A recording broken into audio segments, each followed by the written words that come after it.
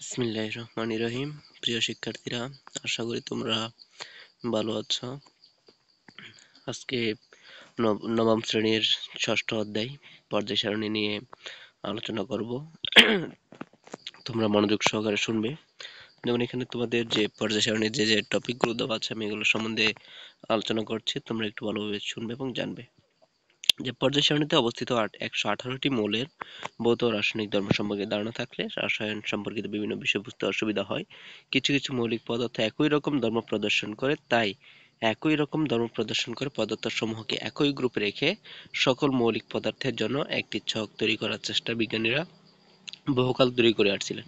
মানে হচ্ছে যে 118টি মূল আমরা দেখতে পাচ্ছি, 118টি মূল শুধু একদিনে হয়ে যায়নি। 118টি মূল হওয়ার জন্য অনেক বছরের প্রয়োজন হয়েছে। এক একজন বিজ্ঞানী এক একটি পরমাণু, ধাতু, অধাতু বিভিন্ন জিনিস নিয়ে গবেষণা করে তারা দেখেছে যে একটি একটি কাজ করলে আরেকটি হয় না, আরেকটি করলে আরেকটি হয় না। তো এভাবে তারা চেয়েছিল একটি তালিকা তৈরি করার জন্য, একটি ছক তৈরি করার জন্য। অবশেষে এগুলা এগুলো এই মূলগুলোকে একটি ছকে পরিণত করা হয়। তোমরা দেখতে পাবে যে পর্যায় সারণীর ধারণা ও পটভূমি। পদার্থ ও তাদের ধর্ম সম্পর্কে বিজ্ঞানীদের বিভিন্ন ধারণার সম্মিলিত প্রকাশ হচ্ছে পর্যায় সারণী। এই পর্যায় সারণী একজন বিজ্ঞানীর কোনো একক প্রচেষ্টা বা গবেষণার ফলে তৈরি হয়নি। এটি অনেক বিজ্ঞানীর অনেক দিনের অক্লান্ত পরিশ্রম ও গবেষণার ফলে আধুনিক পর্যায় সারণীতে রূপ নিয়েছে। নিচেই আধুনিক পর্যায় সারণী তৈরি হওয়ার কয়েকটি গুরুত্বপূর্ণ প্রচেষ্টা সংক্ষেপে আলোচনা করা হলো। যেমন 1989 সালে বিজ্ঞানী ল্যাভয়েসিয়ে কিছু মৌলিক পদার্থ সমূহকে ধাতু ও অধাতু এই দুই ভাগে ভাগ করেছেন। এই মৌলিক পদার্থগুলো হচ্ছে অক্সিজেন, নাইট্রোজেন, হাইড্রোজেন, তারপর ফসফরাস, মার্কারি, জিঙ্ক, সালফার ইত্যাদি। সুতরাং বিজ্ঞানী ল্যাভয়েসিয়ের সময় থেকে মূলসমূহকে আলাদা আলাদাভাবে ভাগে সাজানোর চেষ্টা করা হয়। এই আলাদা ভাগে ভাগ করার চিন্তা করা হয় যেন একই রকমের মৌলিক পদার্থগুলো একটি নির্দিষ্ট ভাগে থাকে। পরবর্তীকালে বিজ্ঞানী ডুবে রাইডার একই রকম ধর্ম প্রদর্শন করে এইরকম মৌলিক পদার্থসমূহকে তাদের পারমাণবিক ভর অনুযায়ী তিনটি করে মৌল দিয়ে সাজানোর চেষ্টা করে।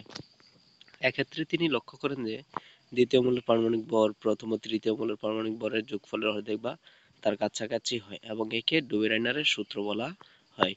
এভাবে ক্লোরিন, ব্রোমিন এবং আয়োডিনকে প্রথম ত্রয়ী মৌল হিসেবে তিনি চিহ্নিত করেন।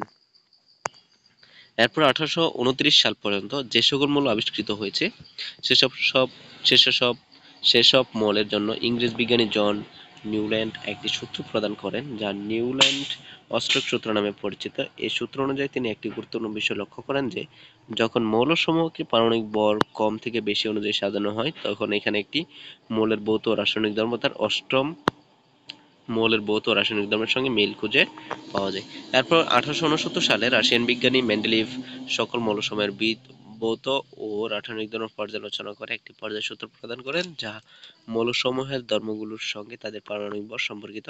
সূত্রটি এরকম মৌলসমূহের ভৌত ও রাসায়নিক ধর্ম তাদের পারমাণবিক ভর বৃদ্ধির সঙ্গে পর্যায়ক্রমে আবর্তিত হয়। এই সূত্র অনুযায়ী তখন পর্যন্ত আবিষ্কৃত মৌল ছিল 63টি মৌলকে তিনি সাজিয়েছিলেন। মৌলসমূহকে 12টি আণুবমিক সারি এবং 8টি খাড়া কলাম এর একটি ছকে তাদের পারমাণবিক ভর বৃদ্ধি অনুসারে সাজান এবং দেখেন যে একই কলামের সকল মৌলের ভৌত ও রাসায়নিক ধর্ম একই রকম। আবার একই সারির প্রথম থেকে শেষ মৌল পর্যন্ত মৌলসমূহের ধর্মের ক্রমান্বয়ে পরিবর্তন হয়। এই ছকটির নাম দেওয়া হয় পর্যায় সারণী, মানে হচ্ছে পিরিয়ডিক টেবল। মেন্ডেলিভের এই পর্যায় সারণীর গুরুত্বপূর্ণ সাফল্যের মধ্যে রয়েছে কিছু মৌলিক পদার্থের অস্তিত্ব সম্পর্কে সঠিক ভবিষ্যদ্বাণী করা।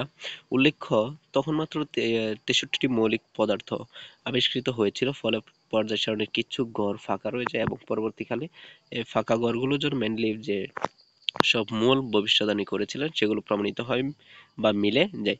মেন্ডেলিভের পর্যায় সারণীর সাফল্য যেমন রয়েছে তেমনি কিছু সীমাবদ্ধতাও ছিল। যেমন পারমাণবিক ভর অনুযায়ী মেন্ডেলিভ তার পর্যায় সারণীতে যেভাবে মৌলসমূহকে বসিয়েছিলেন সেই নিয়ম অনুযায়ী কম পারমাণবিক ভরের মৌল অধিকার পারমাণবিক ভরের মৌলের আগে বসার কথা, কিন্তু এই নিয়মের ব্যতিক্রম দেখা যায়। তেমন মেন্ডেলিভের পর্যায় সারণীতে আর্গন এর পারমাণবিক ভর 40 হওয়া সত্ত্বেও কম পারমাণবিক ভরের 39 পটাশিয়াম এর আগে বসেছিল।